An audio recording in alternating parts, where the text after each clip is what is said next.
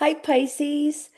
Welcome to your October 2025 astrological energy update. So, this is for Pisces Sun, Moon, Rising, or Venus.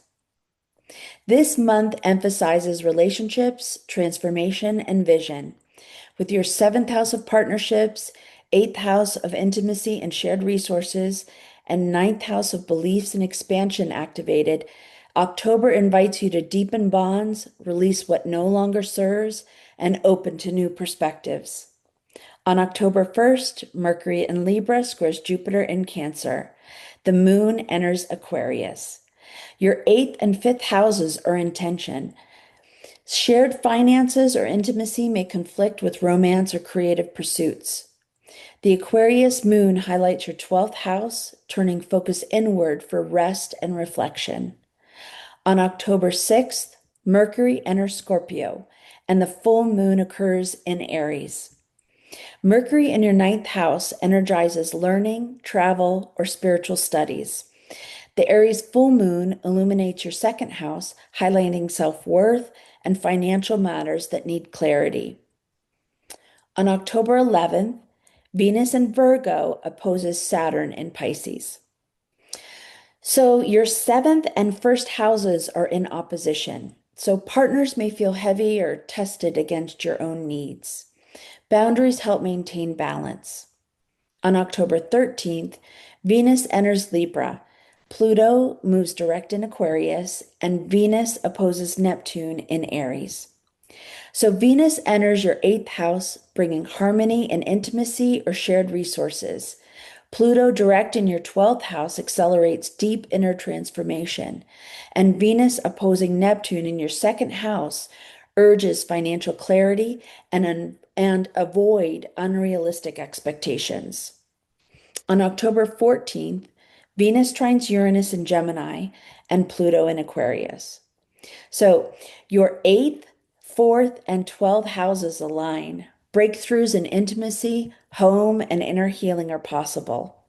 On October 17th, the Sun in Libra squares Jupiter in Cancer. So your eighth and fifth houses clash again. Be mindful of overinvesting emotionally or financially in romantic or creative endeavors. On October 20th, Mercury conjunct Mars in Scorpio. So this energizes your ninth house. Passionate conversations about beliefs, travel, or learning could feel transformative. On October 21st, the new moon is in Libra. The moon in Libra squares Jupiter in Cancer.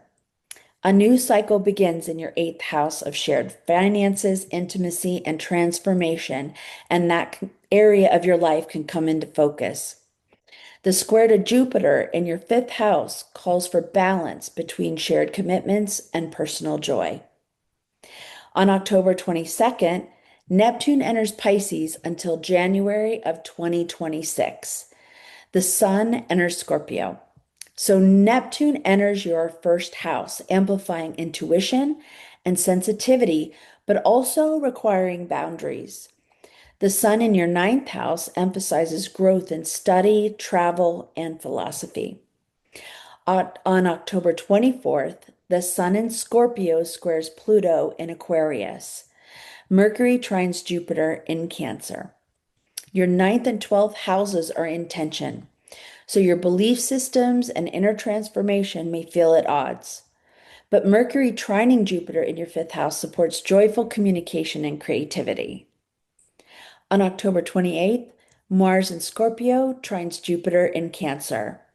Your ninth and fifth houses align. Expansive opportunities in love, creativity, and personal expression flow with passion and inspiration.